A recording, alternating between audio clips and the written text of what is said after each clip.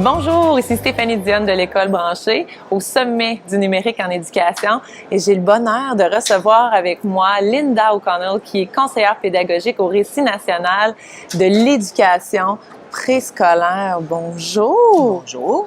Merci d'avoir accepté d'être avec moi aujourd'hui. Ça me fait plaisir. Linda, j'aimerais que tu commences par nous dire qu'est-ce que c'est le récit au juste? Oui, alors le Récit national à l'éducation préscolaire, c'est un service qui est exclusif pour les gens qui travaillent à l'éducation préscolaire, donc les enseignantes à l'éducation préscolaire.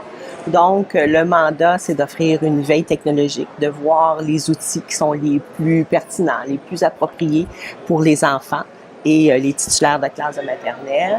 C'est d'accompagner les gens, d'offrir des formations dans les milieux. Donc, je me déplace dans différentes commissions scolaires pour offrir des formations aux profs de maternelle pour qu'ils puissent voir comment on peut intégrer les technologies en classe, là, puis que c'est possible et que c'est souhaitable. C'est vraiment des outils d'apprentissage parce qu'à la maison, au service de garde, on a le côté un peu plus ludique, on a le côté un petit peu plus occupationnel, peut-être des fois à l'occasion, mais à l'école, c'est vraiment comme outil d'apprentissage. Qu'est-ce que c'est mon intention pédagogique? Pourquoi utiliser cet outil-là? Qu'est-ce que ça apporte de plus?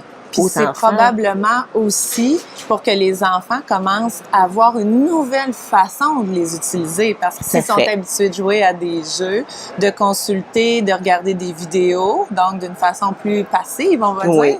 Donc, qu'est-ce que comme façon d'utiliser le numérique actif pour les jeunes? Qu'est-ce qui est proposé en ce moment au niveau de l'éducation préscolaire? Bien, l'éducation préscolaire, c'est beaucoup la tablette tactile présentement. Où on peut avoir des applis livres, les enfants vont enregistrer leur voix, ils vont photographier des éléments qui vont se passer durant la journée. Bon, la tablette, moi, je dirais que c'est un gros morceau. Le TNI aussi, vraiment, tout ce qu'on peut réaliser au TNI, toutes les traces qu'on garde l'enfant de son dessin. Là encore, il va enregistrer sa voix, on peut enregistrer tout ce qui se passe à l'écran, donc on peut revenir. Et c'est tout l'aspect métacognitif, cognitif. On revient sur les stratégies de l'enfant. Comment tu t'y es pris? Qu'est-ce qu'on aurait pu faire mieux? Qu'est-ce que tu as observé? On est encore là une fois en créativité, en résolution de problèmes. De les amener à découvrir aussi, d'approfondir. Oui, puis d'observer ce qu'on a fait, puis c'est nos traces, parce que nous, à l'éducation préscolaire, on y va beaucoup par manifestation observable. Hein? Qu'est-ce qu'on voit? Qu'est-ce qu'on entend? Comment on a fait? Comment on a agi? La réalisation, nos stratégies, le produit fini, qu'est-ce que ça donne? Et là, ensuite, on pose des questions aux enfants et on les fait réfléchir, on les fait un petit peu observer, analyser ce qu'ils ont fait. Alors, tout ça. Et là, un autre aspect très important dans le numérique, c'est la programmation et la robotique, là, qui vraiment, c'est extraordinaire là, pour les petits. Moi, je m'y suis intéressée il y a quelques années, là, ça fait quand même un petit bout de temps que je suis là-dedans, mais là, maintenant, avec les outils qu'il y a sur le marché, c'est vraiment, là, il y a une explosion de produits, puis c'est vraiment très, très intéressant et très approprié. C'est ça, parlons-en, parce que ce modèle-là, tantôt, on en a parlé, donc c'est une des premières choses qu'on peut, une première chose qu'on peut faire. Donc, on programme pour permettre à l'enfant de lui faire choisir une direction pour un objectif ou une destination à atteindre. Mais il y en a une autre aussi dont tu m'as parlé, qui permet de faire autre chose, donc de la contrôler de la tablette. Alors, bien souvent en programmation, parce qu'avant de parler robotique, on parle de programmation. Hein? C'est qu'est-ce qui sous-tend notre robot, on le programme pour lui faire des choses.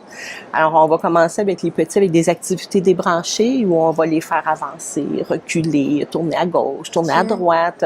On va jouer au jeu du robot où un enfant en arrière de l'autre va lui donner des commandes, puis il doit se rendre à un endroit dans la classe. Jouer le robot au travers de ce jeu-là pour commencer. Oui, c'est ça. Puis ils ont déjà, eux, une conception du robot par la littérature enfantine, par ce qu'ils voient dans les films.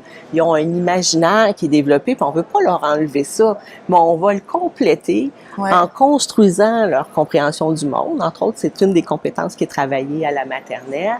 Donc, on va compléter leurs informations en parlant d'objets robotisés dans notre environnement quotidien, parce qu'il y en a plein d'objets qui sont robotisés. Ouais. Quand je vais au centre commercial puis que les portes s'ouvrent, c'est pas magique. C'est parce qu'il y a eu un détecteur de mouvement qui a fait que les portes se sont ouvertes. Quand je mets mes mains en dessous du robinet puis que l'eau coule, il y a encore une fois, il y a un détecteur de mouvement. Donc, c'est vrai, c'est présent partout. C'est ça. Donc, il y a plusieurs objets qui ont des programmes que le capteur va se mettre en action, qui va faire que le programme va se déclencher.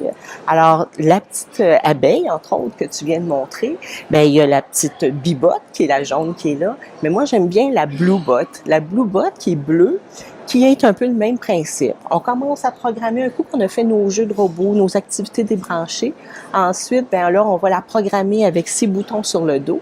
Puis quand on est rendu un peu plus loin, puis qu'on a compris comment ça fonctionne, puis qu'on est plus à l'aise, puis il y a des enfants aussi qui vont être un petit peu plus avancés, puis on va à un niveau un petit peu plus abstrait, puis là, on la programme avec la tablette.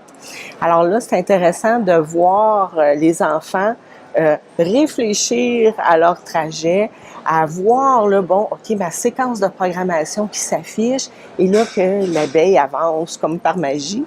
Puis en plus, c'est que les enfants vont créer aussi leur tapis, leur environnement où l'abeille va se promener.